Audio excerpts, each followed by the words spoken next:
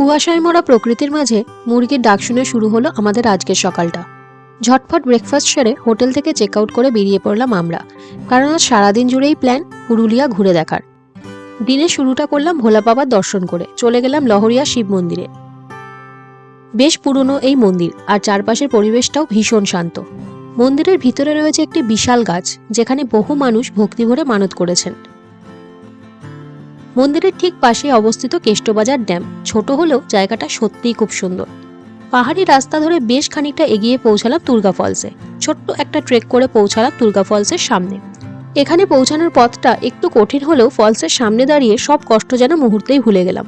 পরের গন্তব্য ছিল পুরুলিয়ার সবথেকে ফেমাস ওয়াটারফল বামনি ফলস। এখানে পৌঁছানোর রাস্তাটা বেশ কঠিন, তবে এই ওয়াটারফলটা বেশ কয়েকটা ধাপে ধাপে দেখা যায়। বামনি ফলসে এসে বুঝতে পারলাম কেন এটা পর্যটকদের মধ্যে এতটা জনপ্রিয়। জলপ্রপাত দেখে সিঁড়ি ভেঙে ওঠার কষ্ট এক গ্লাস ঠান্ডা আখের রসে যেন মিলিয়ে গেল। এরপর আমরা পৌঁছে গেলাম মার্বেল লেক দেখতে, যেটা আমার সব থেকে ভালো লেগেছে।